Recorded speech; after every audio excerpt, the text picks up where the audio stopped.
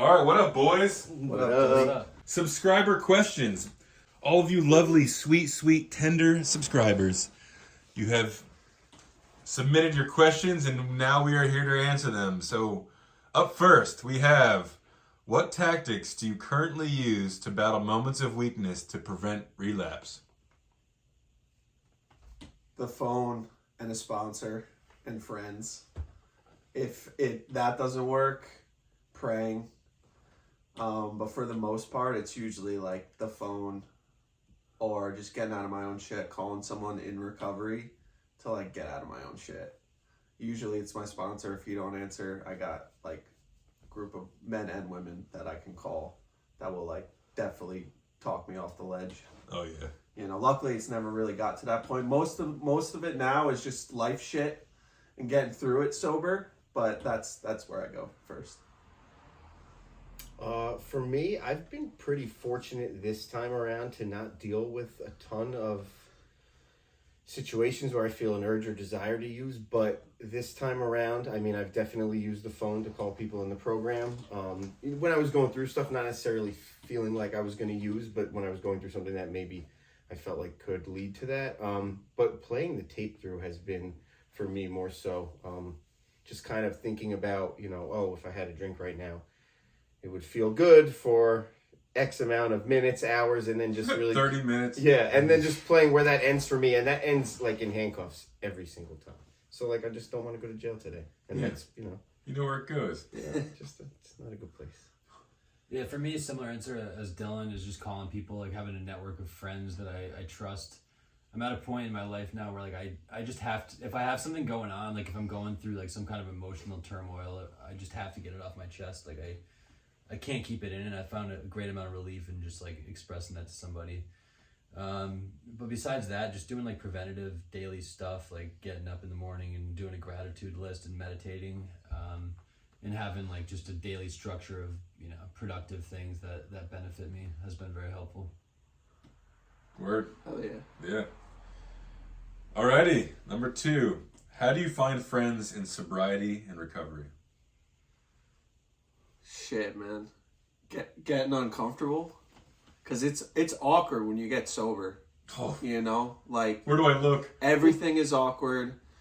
If you've never been to a meeting, it could be super overwhelming. You know what I mean?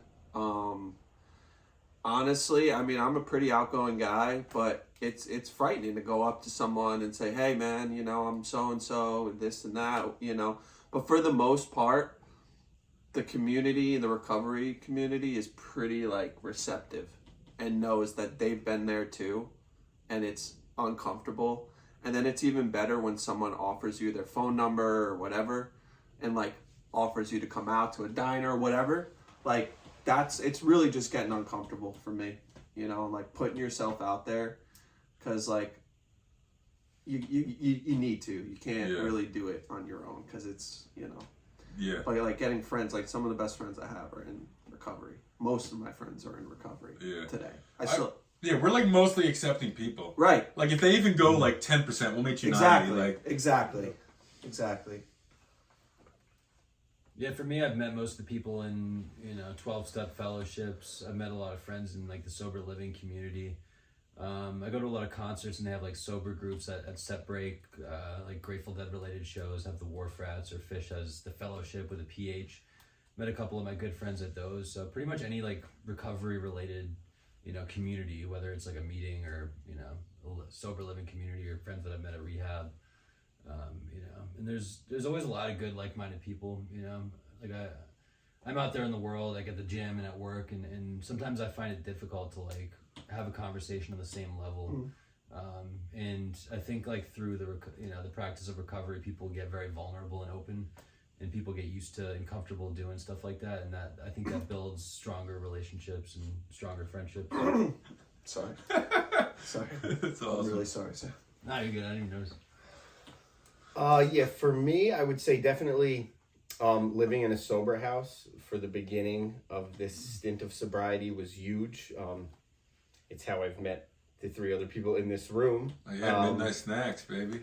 And then I've also, in meetings, obviously, I was fortunate enough to be introduced to AA at a very young age. So, like, the whole nervous part about walking into a meeting thing, like, I've been over that for 20 years.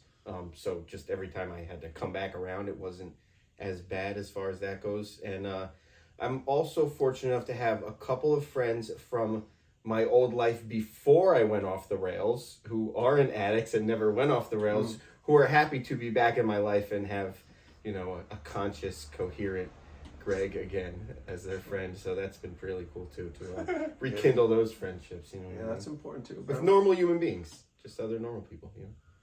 I say Yeah. other normal people. I mean normal people, not other. We're not normal. That's good when you get to keep the old homies. Oh, that's the best, bro. Yeah.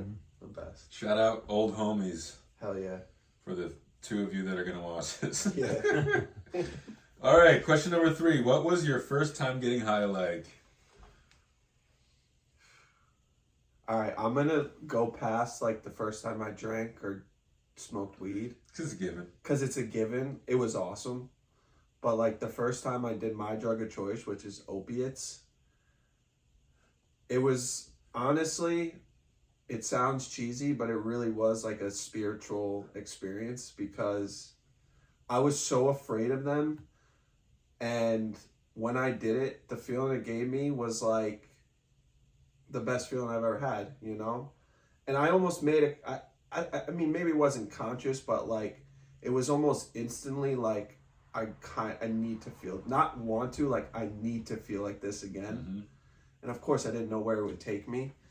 But like, honestly, like, that was the best, that was like the best feeling, better than sex, better than anything I've ever had. Yeah. Like, Who needs sex when you get it was dope? honestly, yeah, for real. Like, it was honestly like a spiritual experience. Like, that's the best way to explain it. Mm-hmm. Spiritual. It was, dude. Yeah. Sitting in God's Music hand. felt like I was listening to like Alice in Chains and shit. It was like stereotypical like drug opiate music. Like, yeah. It's like But feeling it like was you're itching, melted butter. everything, like you just so warm, So warm, like a hug from mom. Yeah. Fuck, man. We sound so messed. Like Yeah. to the normal person, this sounds so sick. Like, it was spiritual. Yeah. We're like Like a hug celebrating. from mom. I mean, it's a little elaborate, but it's true, bro. It's true. Yeah, like a warm blanket on a rainy day. Holy shit. I would.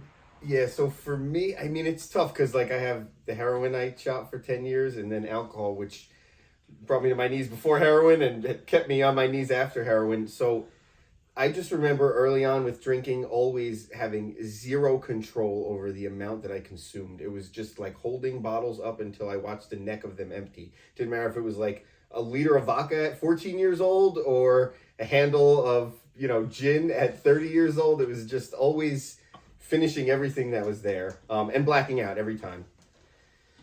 So that is like not really good. Now, as far as opiates go, the first time I ever did opiates, I'll be quick with this, but we were on our way to Patterson to find more cocaine because it was 9:00 in the morning and we were out of cocaine.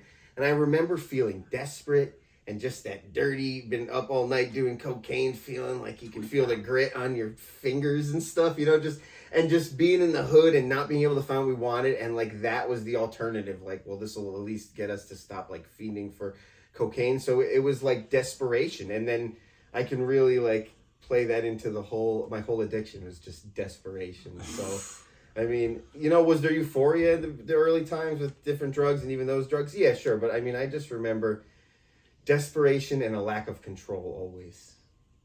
Sounds about right. Mm-hmm. Yeah, so for me, my first drug experience was a mushroom chocolate. It was probably like a relatively small amount of mushrooms in this chocolate, but like for some reason I'd been fantasizing about trying like LSD or mushrooms since I was like in middle school. And I thought it was a really cool idea. I'd even like go to bed and I'd dream about it, stuff like when you want like a Christmas present when you're a kid. I just like fantasize about it. True about it. That's true. So anyway, like when I got to high school, freshman year, I was able to find mushrooms, and it was like a mushroom chocolate shaped like a sunflower. I remember, and I took it. Like I kind of had like a cartoony version of what I expected. Like I thought I was gonna see like fairies and like elves and trolls and shit.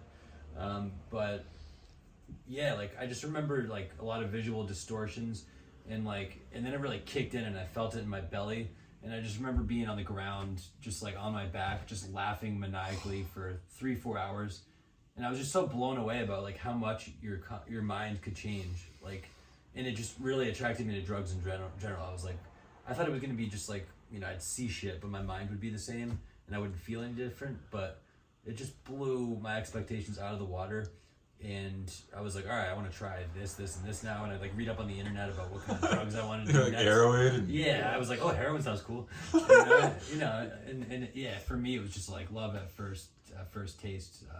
You know. That belly laugh, bro. Yeah, that belly laugh. Yep. The mushroom belly laugh. Yeah, big I had time. a 6-pack the first time I fucking took mushrooms because I Yeah. laughed so hard. I get it. Just yeah, anything was Oh hilarious. my Yeah, God. and I tried to repeat the experience, and I just ended up really uncomfortable in the fetal position under a Yeah. table the next time, so it didn't work out. Yeah. You know, 2 times in a row, but Yeah, the classic saying, chasing the dragon or whatever. It's yeah.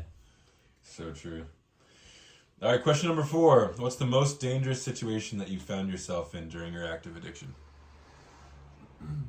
I mean, pretty much any time I was driving to cities that I shouldn't have been in for drugs. Most of the time I didn't have a license, so I was driving like unsuspended, and you know, at any time if like you roll by a cop, they can just pull you over.